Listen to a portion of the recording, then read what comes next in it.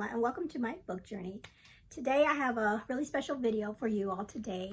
I had put in a question or on my community tab to kind of celebrate my 1 year. Yes, it's been 1 year for me being on BookTube. I wanted to do like a Q&A, and I put out a post where you could write down some questions for me. And so I have those questions here, and I was just going to go through them one by one and answer those questions for you all.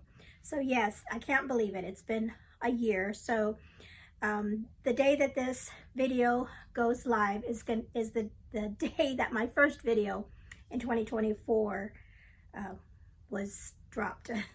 And it seems like a long time ago, and then it seems like it was just yesterday.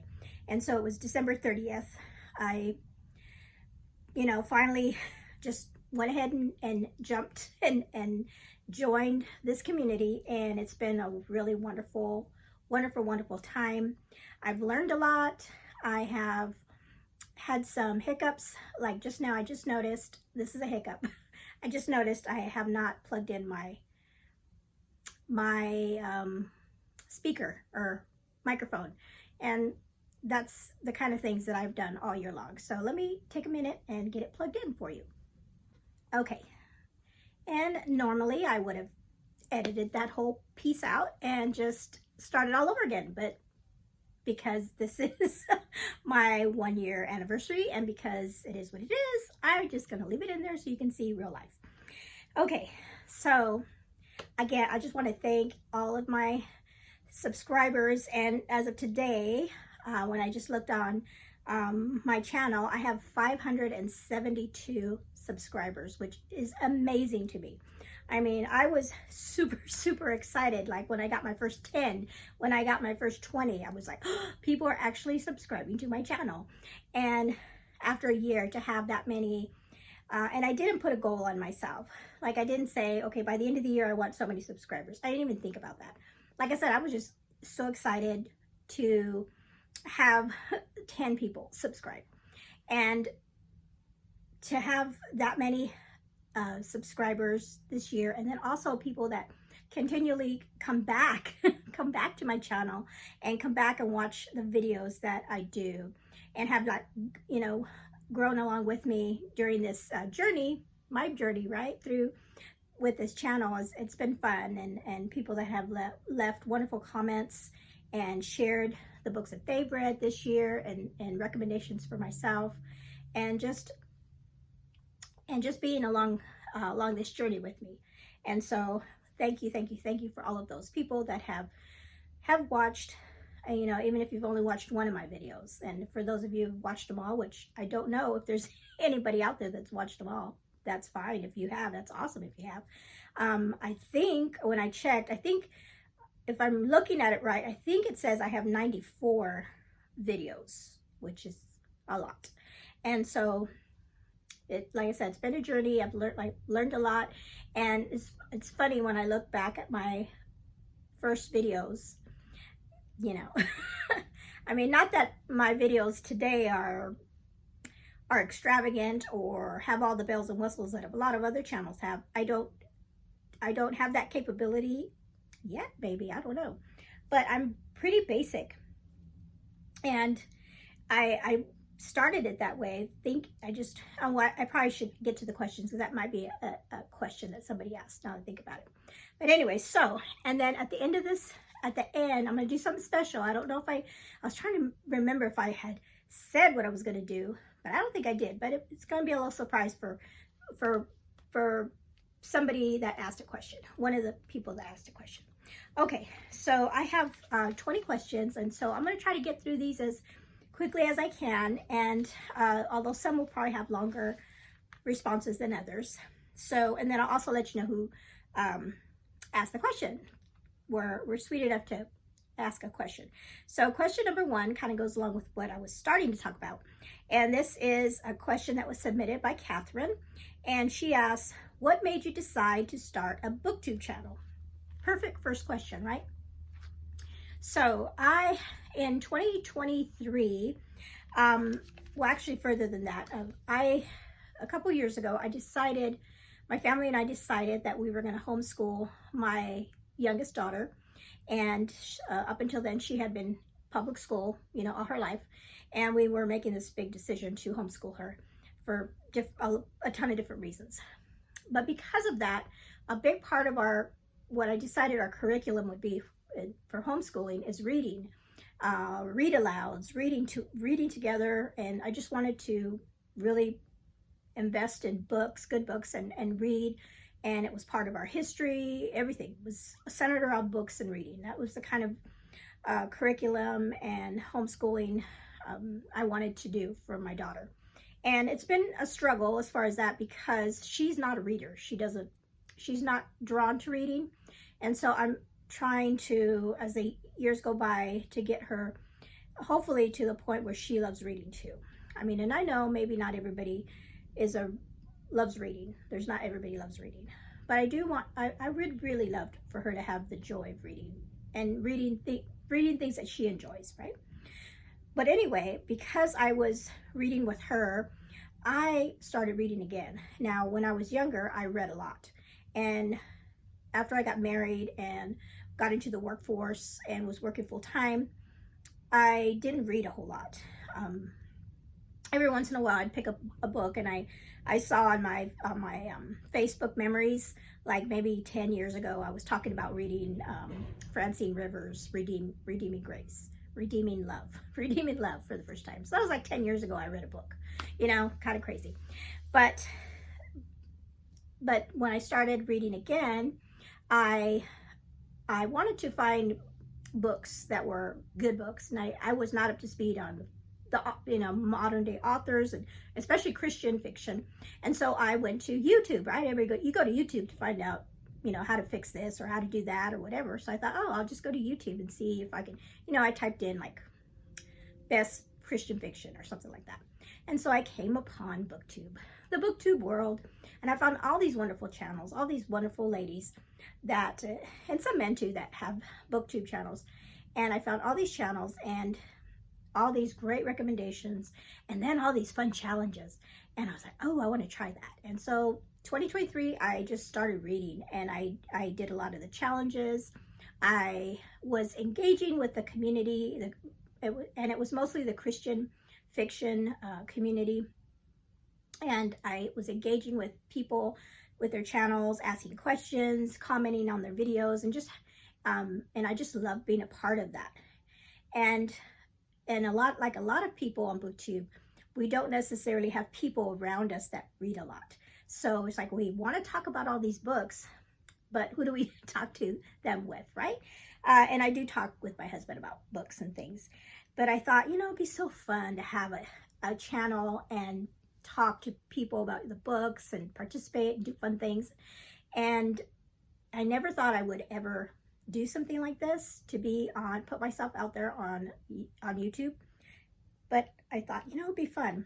So I watched one video that kind of got me going in that direction, or sparked that interest to make me feel like it was doable. And that was Chantel. She had put a video, Chantel Reads All Day, about, I can't remember if it was like a question and answer or just about doing a YouTube channel, because she has more than one channel on YouTube. And she was talking about, you know, if you're going to do it, just do it. Don't wait for the right equipment. Don't wait for this or that or the other. Just jump in and do it. And so I took her advice and I just did it. And she said, you know, when you start, you know, maybe do more than one video, so that when people come to your channel, they have more than one video to do. And so that was what I did. I think I did maybe 4 or 5, I can't remember offhand, that I filmed, and then I put them out there, and there we go. And that's how it all started. And like I said, I've been learning as we go, and that was really the main reason. I just wanted to be involved in this BookTube community, the Christian fiction community, and just participate with everyone and just have a fun time. And it was always it was like a fun thing for me. I didn't want to make it stressful. I didn't want it to be like I was comparing myself to other channels, because there's so many BookTube channels, and I never wanted to do that. I just wanted to be me and have fun and really enjoy the books that I was reading throughout the year and share those with others. And I think I've had a really great time this year. I've had some struggles, but it wasn't with reading or anything. It was mostly technical stuff, and that will come with practice and things. So thank you, Catherine, for that question. This next one is by My Book Called Life. Her name's Essie, and she has a channel too. I just saw that she has one, and I recommend you all to go to her channel. So she asked a question, says, is there a library or bookstore which you visited often as a child that you still think of with fond sentiment? And oh my goodness, there is. And I'll put a picture up here. I've showed this before on my channel for a library book tag, I think. And so when I was growing up, I love to read. And like I said, we talked about earlier with my daughter, I had a love of reading from very early on. And I loved going to my local library. And you can see from this picture, it was, it was older. I think it was made in or built in the 40s, I think. Not quite sure. But anyway, my two brothers and I would walk. It's one of those stories, where you walked everywhere. But we did. We would walk all the way. And it was quite a ways from our home. But we would walk to the library, and we would be there all day. And they'd have movies for the kids. They'd have movies in with the old projectors. Remember, anybody out there remember the projectors and the screens? That's how we watched movies, and they'd be in the basement of the library. And that was fun. And they'd have parties and things, and every summer they'd have like a reading program. And I think in my somewhere packed away is my first reading program certificate, where you'd read a book, and then back then, I don't know if they do it now, but back then you would read a book, and then you would tell the librarian about the book. She would ask you questions, and then you would say, this is the book I read, and this is what it is about. And then after you were done, she'd give you a little star and write the book's name and everything. And at the end of the summer, you had all these books, and I was just so happy with that. My brothers, not so much. They would go to the library, but run around and have fun and stuff. But for me, it was the magic of the books and things. So yes, Essie, my library was a big part of my life growing up. Okay, so the next 3 questions, 3 to 7, are all from my friend Lucy at the Lucy Chronicles. And her question number 3, she asked, what is your favorite color? And I always think that the first color that pops into my head is blue. So I'm just going to say blue. Even though I wear a lot of black and things, I think blue is my favorite color. Number 4, she asked, how long have you been married? And so my husband Ken and I have been married for 34 years this year. We were married in November of 1990, and we are still going strong. Love of my life, and 34 years. So next year's gonna be a big year, 35. So looking forward to doing something special on that day. And then, so follow up to that, she asks, question number 5, how did you meet Ken? And so Ken will tell you, jokingly, that he met me under the blue light special at Kmart. We both worked at Kmart when we were in high school. I was a senior and he was a junior, and I worked there first, and then he got hired, and that's when we met that, and we were friends at first, and then later on started dating. And a funny story is when we started dating, there was a girl that worked that was a friend of ours. We had a group of friends, all of us, that hung out at Kmart where we worked. A lot of teenagers all worked there. And there was a friend of ours, her name was Lisa, and she told Kenny, I think she told Kenny, I don't think she told me, I think she told Kenny, that she said that we would not last dating for more than 3 months. And we proved her wrong. 34 years, and so 34 years married, maybe 36 altogether. But yeah, I remember that. She said we wouldn't last, because we were like, night and day, people thought. We were so different, and of course, my husband's 6 feet 4 inches. I'm only 4'11", so just by appearances, we were different backgrounds and everything. But, they say opposites attract. Okay, so Lucy's next question is, do you have a life first? If so, what is it? And if not, share a verse that is a favorite. So I don't necessarily have a life verse that I would call maybe a life verse, but I do have a favorite verse, and that is in Psalm 27. I'll put it up here too. Psalm 27 verse 14 says, "Wait for the Lord, be strong and take heart and wait for the Lord." This is the NIV version. I might like the ESV version better. This is just the Bible that I happen to have in my hands. But yes, wait for the Lord, be strong and take heart and wait for the Lord. This Bible actually is well, it's going to be part of another thing that I talk about. But yes, that is my verse. I always think about that verse, just waiting on God. When you're fearful and you don't know what's coming, just wait on him. And that really goes with our sermon that we had at church on Sunday about being obedient even when suffering and sufferings come into your life. Waiting on God and just knowing he's in control. Knowing that he's in control and he's on the throne. And that no matter what comes, he is with you always. So that is my verse. And then Lucy's last question is, share your salvation story. So my salvation story is a little different than others. I grew up in a very religious, I'll say a religious family.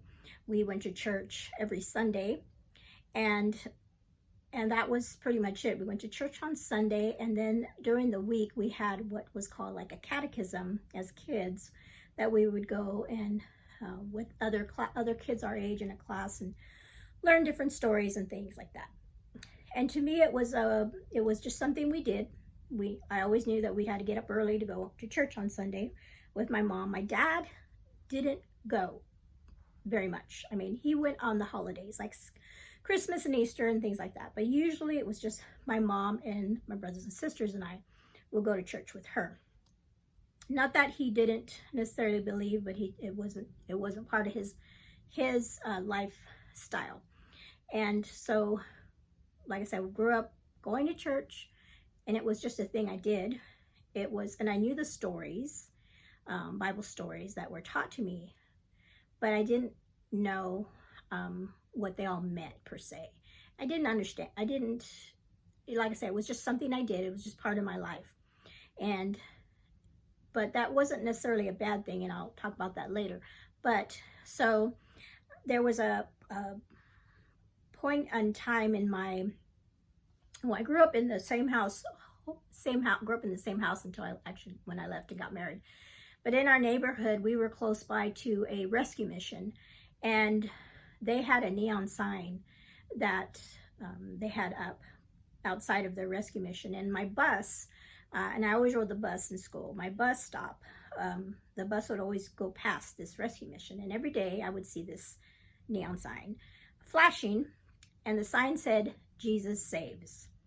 And I never understood that. Even though I went to church every Sunday and learned all the stories, that sign, I didn't understand what it meant, like Jesus saves. I always thought in my head that they forgot the rest of the sentence, or they forgot to tell us what saves what. And so that would come, I would remember that sign later on in life. So I grew up, fast forward to when I met Kenny. And Kenny, we started dating, and he was also went to church and was what he called himself a Christian. And I thought, well, yeah, I'm a Christian too, But that was the whole part of our opposites, because he went to one church and I went to a different church. It was not the same. And we bumped heads on that a lot, as even while we were dating. We bumped heads, and it should have been a red flag, and I will say that now. But when you're young and in love, you don't even care about stuff like that. So we had kind of just put that on the back burner, and we ended up getting married. And fast forward again now, and Kenny and I are living overseas. We are he had joined the Air Force. We were living overseas. And at that time I have two small children, and I am pretty much isolated here. We're living in Germany, and he was working 12-hour shifts and being gone for such a long period of time, and I was just home in a foreign country with my 2 children. And I've gone from being in a household of multiple brothers and sisters, big family, living in the same house for all these years, mom and dad, to being by myself for a lot of part of the day.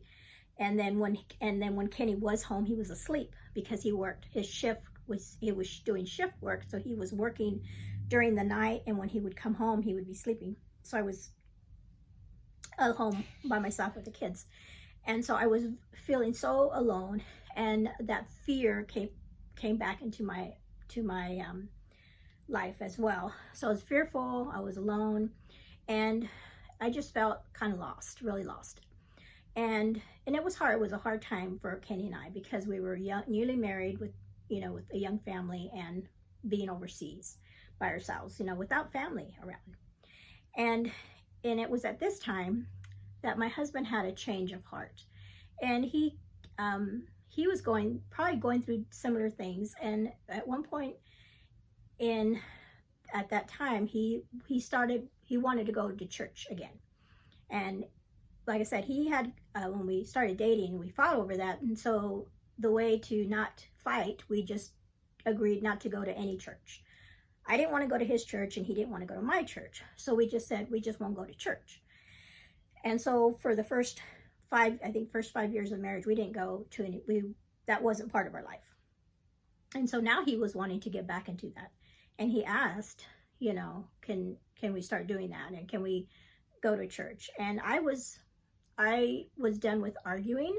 So I was fine with going to his church. I was like, sure, it was, as long as we're doing something together, because, we weren't really doing anything together because we were on opposite schedules. So I was like, I didn't care as long as we did something together as a family. So I was like, I would make that, whatever sacrifice if I had to go to church and with him and be a family. And then he felt a call, and he told me later on, and he asked me, almost kind of like permission, like, hey, I want to really go back to church. I feel a call that God wants me to be a pastor. And what do you think about that? And at the time, I had no idea what that really meant. And I was like, sure. At the time I was like, sure, that sounds good. Because if you're going to get out of the service, then we can go home, So I was like, yeah, sure. Whatever you want to do. And I didn't realize really what I was saying yes to, really. But I wanted him to be happy, and I wanted him to do what he wanted to do. And I wanted to be as supportive as I could. And it's like, yes, you do that. So we went back to the United States after his serving in Germany, and then we wound up in Utah. And in Utah, he said, okay, well, let's find a church, and we'll both, and he let me decide this time. He goes, you look, and you pick a church you'd like to go to. And so I said, okay. So I went through, and this was back then when they had phone books, okay? They had phone books. They don't have phone books anymore. So I was looking through the phone book, and, they have the churches, and they're all, under different headings. And I saw this heading that said conservative churches. So I was like, oh, okay, maybe I'll do this, because our background, when he talked about, when I said that he was Christian, and I thought I was Christian. I grew up in a church. I grew up Catholic, and it was a very liturgical church. And I had been to, when we were dating, he took me to a church one time. I think his dad was, it was his dad's church, and it was a lot for me, because it was a lot of hands up in the air, praising, and it was so foreign to what I was used to. I was like, I do not want to go to a church like that, because that's foreign to me. I wouldn't feel comfortable. So when I saw conservative, I thought, oh, well, maybe conservative means that, they're not as, flamboyant or evangelical. I didn't know what evangelical was, but I just thought that that's what that meant. So I said, let's go. So it was a Baptist church, Washington Heights Baptist Church. We went, and later on I realized, or I learned what that meant. And it basically, conservative church was that they went back to the Bible. So there was a Bible-led church, that everything that they taught was from the Bible, and they didn't have outside things. And they conserved to the teachings of the Bible. So it was at this church that we started going regularly, and I really enjoyed it because I was learning. And it was at this point that I realized that even though I grew up in what I would call religious, and I thought I was a good person, I wasn't. And I knew that I wasn't.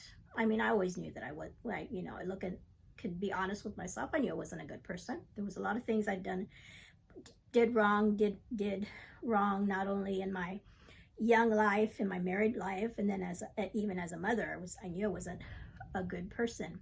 And that was a whole part of that when I was back in Germany, when I was feeling down and lost and things. I needed something. And at the time, I didn't know that was God. That was Jesus I needed. I didn't know I needed that. I just knew I needed something. And I thought that was that I would have it because I was married in a loving relationship and I had 2 small children. I should have been happy. Why wasn't I happy? Because I didn't have the most important relationship in my life at that time, and that was a relationship with Jesus Christ. I didn't know that at the time. It wasn't until I started learning and I realized that I was a sinner that was lost all this time, and that I needed Jesus as my Savior.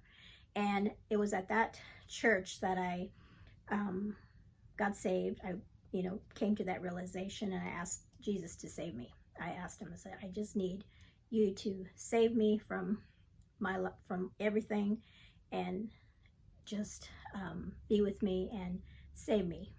Just save me. And I understood, and that was when I realized that sign that I passed by at school, Jesus saves. And it's like, Jesus saves me. That was the end of the sentence. Jesus saves me. He died for me. And even though I knew, and it's not funny. It's not funny. It's just how things are so much in your face, but you're blind to them. I knew the story of Jesus dying on the cross. We went to Easter, celebrated Easter Sunday every year, but I didn't know really what that fully meant because I didn't know him. I really didn't know him. I knew of him. I didn't know him. And so that year I got saved, and then I was baptized, and then I had a hunger like no other. And a lot of people, baby Christians and new believers will attest to that once you are saved, the Holy Spirit comes upon you and you just want to learn. And that's how I was. I was just like a sponge. I wanted to learn everything. I wanted to read my Bible all the time, Bible studies. And I love going to church and being around other believers and talking about Jesus and everything that he'd done for us. And then I made sure at that time that I brought up my kids in the church, and praise God, all of my children have given their life to Christ and have been baptized through the years, and my grandchildren as well. So I'm just praise God for that. And so that, that's the long and short of it. It was in my I think my latter half of my 20s that I was born again and was saved and started attending church, and enjoyed it and loved all the people of Christ, and I'm learning every day and every year. It's a never-ending where you learn all the wonderful things that God has done in our lives. So that is my salvation story in a nutshell.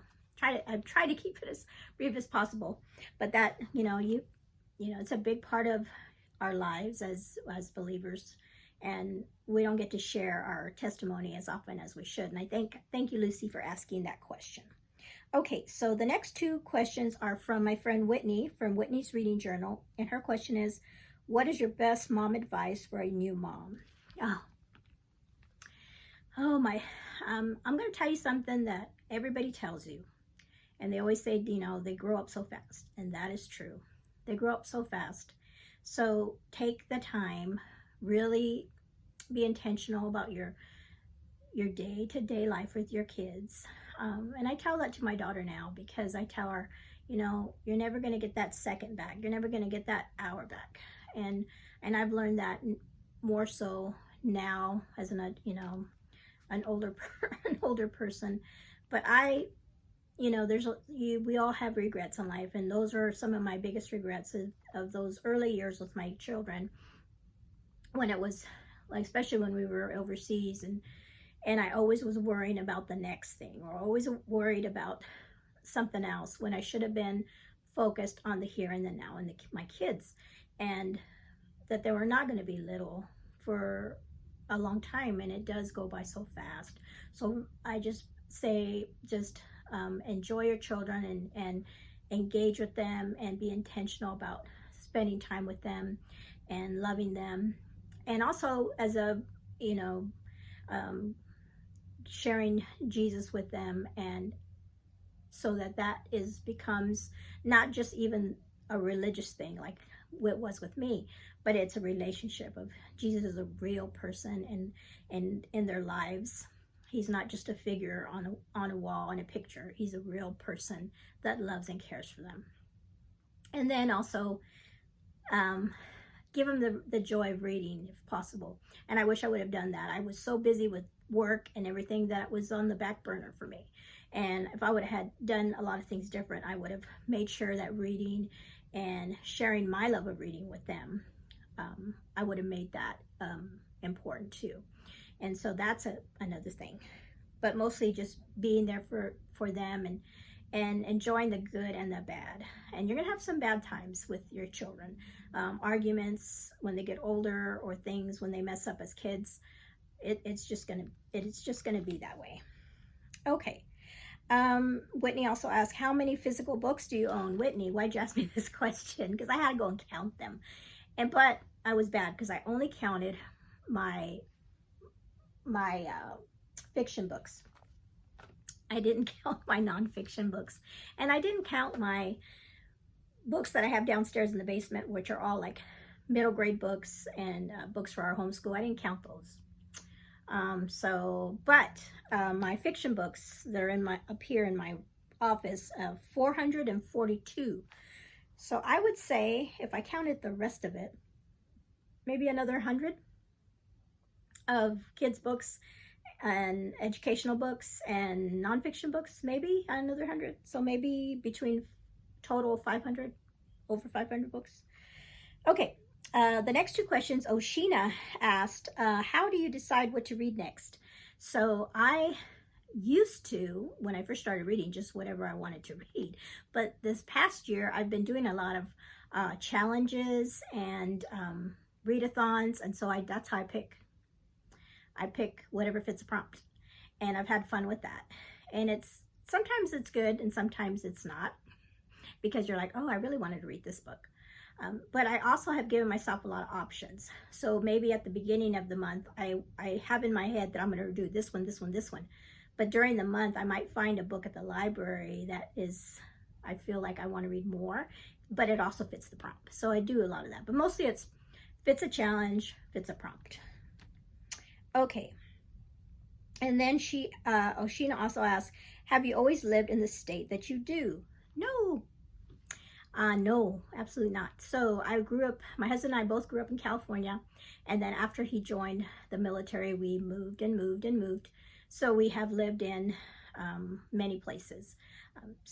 But this is the last, I think we're here, where we're at here in Indiana is where we've been the longest, probably since we've been married. I believe so. Kind of laying down some roots here, and it's the first time we've owned a home is here in Indiana. Okay, so the next few questions are by Tara B, and she asks, what would you say is your number one genre? And my number one genre that I love to read is historical fiction. Love historical fiction. And then she asks, what is your favorite historical time to read about? And if you've watched my channel for any period of time, you know that World War II, I love going to bookstores and finding those books and getting those. And I love reading those stories because World War II is not just happening in Europe. I mean, you can find books in the States, different countries, because it was a world war and how it affected people. And a lot of times you can find World War II books that have dual timelines and how it affects the future, you know, generations. So love World War II books. Then Tara asks, how many kiddos do you have? I have 3 kids. My oldest is 33. My middle child is 31. He was my baby for a long time. And then my youngest daughter is just 14. So big gap in between my second and third children, but love them all.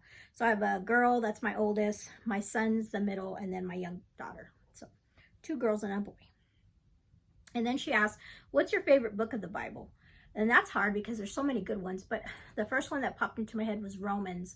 I love Romans. Of course, we have the Romans Road in there. That was one of the first books that I really, when I became a new believer, really started studying.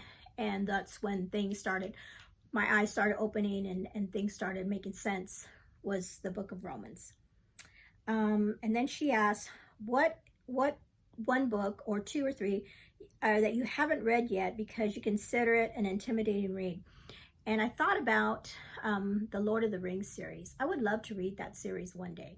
I loved the movies so much. We go, when they come out in the theater, sometimes we go and watch them, my son and I. But those books, they just intimidate me because they're big, and the language is Tolkien writes is kind of hard for me to get. But I don't know, maybe since I've seen the movies, maybe they won't. I haven't even tried, I haven't even attempted because I'm intimidated. So maybe one of these days I will read those. And people have read those, of course, you know, they are beloved, those books. Okay, so the next question is by M, and M's books are everywhere. I love her title because my books are everywhere too, M. She asks, what has been your favorite video to film this year? Oh, okay, so my favorite was, I did a video, kind of, I guess it'd be a vlog. I've had trouble with vlogs actually, but this one was my favorite because it was a trip that we took, my family and I took to South Dakota to see the oh my goodness, what is it? The Mount Rushmore. It's like drew a blank. Mount Rushmore. I've always wanted to see Mount Rushmore as a child, and we took a trip. We were going up there to South Dakota for a wedding, and so we said, hey, while we're there, let's take a little trip to the Mount Rushmore and see. You know, it was part of our homeschool thing too. So I was like, it's gonna be a fun time. And so while we went, I recorded videos, and I did like a little free library tour and recorded places that we went to. It was just a fun video to record because I was with my family and we just had fun on our trip, and then I was able to video some stuff. So that was my favorite video to film this year. Okay, and then the last 3 questions are from my friend Courtney at Courtney Reads, and she asks, are your family readers? And so my husband is a reader. He will read, and he was reading before I was reading, because he would read on his Kindle, and he would read at night, or you know, when he's sitting out on the couch or something, he would read his books on Kindle. So he was reading before I started getting back into reading. So he is a reader. My oldest daughter, she's a reader too. She would read fast. She would read all these books and read them fast. She kind of got off reading that because she started working full time, and so like me, you know, reading kind of got put on the back burner. But when she was a stay-at-home mom, she was reading a lot, and she read a lot of books. And then, but I am still trying to get my youngest daughter to be a reader too. And then Courtney asked, what was the first book you remember reading? And the first one that popped into my head was one of the Dr. Seuss books. You know, when you're first reading as a young kid, I'm thinking it was a Dr. Seuss book, one of those that I read, that I remember reading. And then she asked, what's your favorite place you've lived or visited? So when we were in Germany, we went and visited the city of Paris. And this was in the 90s. So I don't know what it looks like now. I've heard all kinds of terrible things, that it's gotten bad. But when we were, when my husband was in the service, it was probably maybe 93, or was it? Yeah, probably 94, 95, or one of those years. We were stationed in Germany, so we took a trip to Paris, and we only spent a day, and I wish we could have spent longer, but we just weren't able to. That city was beautiful. It was so beautiful. I mean, the architecture, and we were running around trying to see everything. We went to the Louvre, the museum, and we saw the Statue of David. Ugh, amazing. And it was the Mona Lisa. We saw the Mona Lisa. Went up to the Eiffel Tower and the Arc of the Triumph. We saw all of that. It was just a beautiful city, and it's like a fairy tale. I mean, things of fairy tales, you know.